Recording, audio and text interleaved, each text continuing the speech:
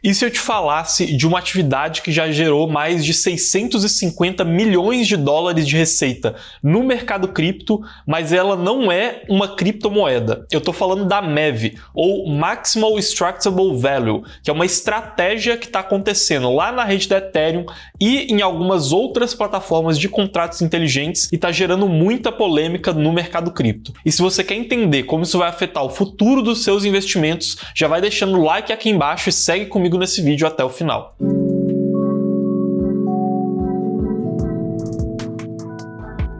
Mas antes de começar esse vídeo, não esquece de clicar aqui embaixo porque eu vou estar deixando o link de inscrição do Minuto Cripto. O Minuto Cripto é um e-mail de 3 minutos de leitura que a gente envia todos os dias com as principais notícias e análises do mercado cripto. Então, se você quer investir o seu dinheiro de forma eficiente e de maneira consistente para longo prazo no mercado, é essencial você ficar antenado em todas essas novidades. Então não esquece de clicar aqui embaixo, se inscrever e agora sim, vamos para o vídeo. MEV é um assunto que tem chamado muito atenção no mercado porque algumas pessoas acham que ela é o grande responsável por tornar as taxas da rede da Ethereum caras demais para um usuário comum conseguir utilizar essa rede e aí precisar interagir com ela por meio de segundas camadas, como é o caso da Polygon, da Arbitrum, da Optimism e assim por diante. Mas o que é MEV de fato? Para a gente poder entender como que ela funciona, primeiro a gente vai ter que olhar para como funciona a formação de blocos na rede da Ethereum. Então quem é responsável por criar esses blocos são os validadores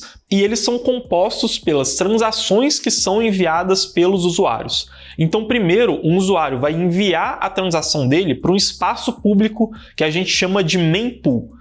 Na mempool, os mineradores vão olhar as transações que estão pagando as maiores taxas de gas, ou seja, as maiores taxas para esses validadores, eles vão escolher aquelas transações na mempool que estão pagando as maiores taxas, que vão ser as mais lucrativas para eles, e aí vão inserir essas transações no bloco da rede da Ethereum. E assim são formados esses blocos, ou seja, funciona no esquema de leilão. Quanto mais caro você paga para ter a sua transação aprovada, maior é a chance que você passe na frente na fila de outras transações e aí ela seja aprovada mais rapidamente. E em contrapartida, se você está disposto a pagar uma taxa menor, a tendência é que a sua transação fique um tempo maior esperando lá na mempool ou até mesmo que ela não seja selecionada se não fizer sentido econômico para um validador escolher a sua transação no lugar de outra que remunere ele melhor. Mas aonde que entra a MEV nisso tudo? A MEV é um conjunto de atividades que os mineradores e outros agentes que a gente chama de searchers conseguem utilizar para se aproveitar desse esquema de mempool e de transações que vão ser escolhidas para poder formar esses próximos blocos. Como as transações ficam paradas muito tempo ali na mempool, a gente consegue usar uma série de estratégias que vai aumentar o ganho dos validadores, além de simplesmente escolher qual que é aquela transação que vai pagar mais caro. E é aí que entra o searcher. O searcher é um pesquisador que vai atuar em conjunto com o validador, como se ele fizesse um suborno para esse validador. E ele vai estar o tempo todo passando uma lupa e olhando aquelas transações que estão na mempool em busca de novas oportunidades. Muitas vezes, o próprio validador vai poder cumprir tanto a função de searcher quanto a função de validador. E aí ele consegue cortar uma parte dessa remuneração que iria para o searcher. Mas vamos entender quais que são essas oportunidades que podem acontecer quando você tem um domínio maior e você consegue olhar as transações que estão acontecendo lá na mempool. O primeiro tipo de MEV e o mais comum é a arbitragem por front-runner. O que isso significa? Grande parte das transações que acontecem hoje no mercado cripto são transações de arbitragem. Então vamos supor que eu olhe um pool lá em uma DEX, ou seja, uma exchange descentralizada como a Uniswap, e esse pool é uma formação para a troca de dois ativos que vai determinar qual que é o preço daqueles ativos lá na Uniswap. Então esse pool poderia, por exemplo, ser formado pelo par ETH-USDC. Isso significa que ele vai precificar o valor do ETH, do token da Ethereum, em dólares, em USDCs. Dessa maneira, a gente vai ter lá nesse pool esse valor determinado. Ao mesmo tempo, a gente pode ter um pool em uma outra exchange descentralizada, como é o caso da SushiSwap, e esse pool também vai ter o par ETH-USDC, ou seja, ele também vai estar definindo o preço do ETH, do token da Ethereum, em dólares. A grande questão é que esses pools em exchanges descentralizadas determinam o preço por meio de curvas de Automate Market Makers, que são formadores de mercado automático. E essas curvas são independentes entre si. Então, lá no pool da Uniswap e no pool da SushiSwap, a gente pode ter preços diferentes para o ETH, ou seja, preços diferentes para a mesma cripto. E aí surgem oportunidades de arbitragem. Você pode comprar o ETH onde ele está mais barato e vender onde ele está mais caro. Hoje, grande parte das transações que acontecem tanto na rede do Ethereum quanto nas redes de outras plataformas de contratos inteligentes são resultado de arbitragem, de pessoas comprando mais barato em um lugar da rede e vendendo mais caro em outro. E é aí que entra a oportunidade de front runner em MEV, ou seja, de correr primeiro. Nela, basicamente, o searcher vai ficar olhando lá para a mempool e procurando transações de arbitragem. Ele vai estar procurando aquelas transações das pessoas que querem comprar mais barato em um lugar e vender mais caro em outro. E aí o que ele faz é identificar quanto que essa pessoa está pagando em taxa de gas para que aquela transação seja aprovada por um validador. E aí ele vai comparar o valor do lucro que ela pode obter com essa transação de arbitragem, o valor da taxa de gas que ela está pagando, e ele vai pagar uma taxa de gas maior, mas que ainda assim ele consiga obter um lucro nessa transação. Então vamos supor que aquele arbitrador está pagando um Ethereum como taxa de gas, mas ao mesmo tempo, com essa arbitragem, ele vai conseguir 10 Ethereums de lucro.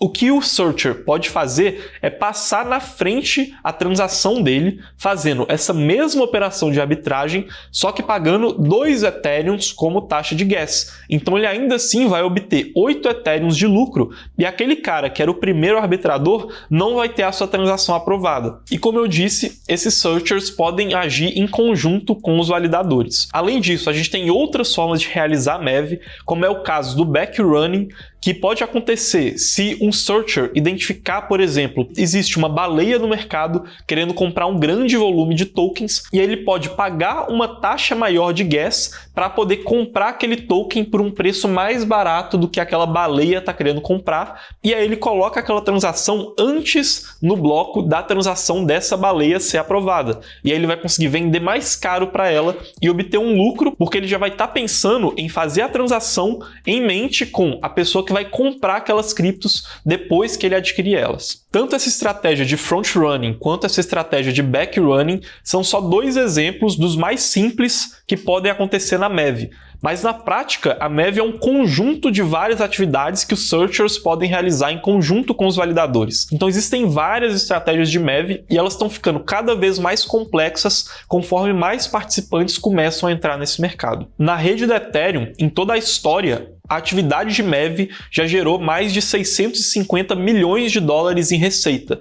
Só para uma comparação, isso é mais ou menos 30% do valor de receita que a Uniswap já gerou. E a Uniswap é um dos maiores protocolos da rede da Ethereum e de todo o mercado cripto como um todo. Então, de fato, MEV tem se tornado uma atividade cada vez mais relevante e que o mercado cripto está olhando cada vez mais de perto. Mas e aí, será que MEV é de fato importante para o mercado cripto ou será que ela pode estar prejudicando a experiência dos usuários?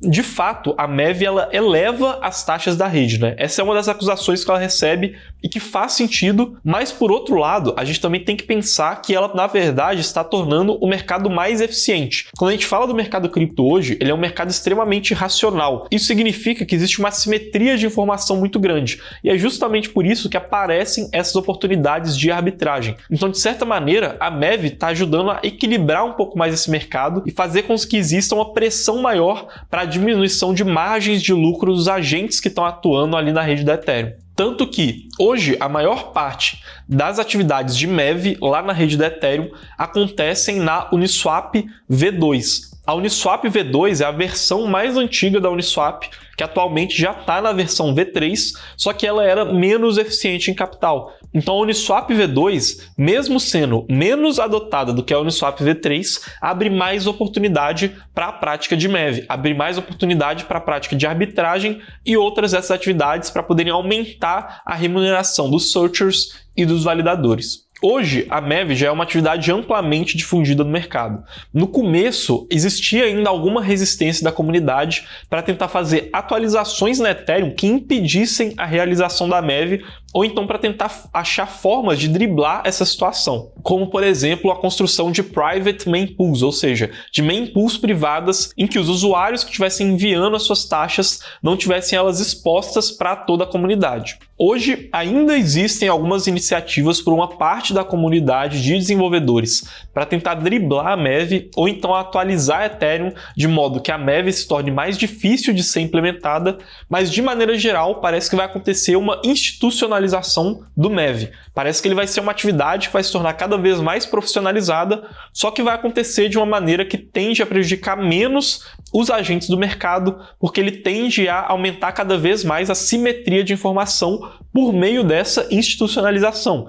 Então, o maior exemplo que a gente tem hoje no mercado é o grupo dos Flashbots, que está tentando criar um marketplace para a realização de MEV. E nesse marketplace, os searchers e os validadores vão ter acesso a uma informação muito mais simétrica e muito menos por baixo dos panos, digamos assim. Então, o marketplace seria um lugar que reuniria todos esses agentes para que a prática de MEV se tornasse um pouco mais aberta para a comunidade de maneira geral.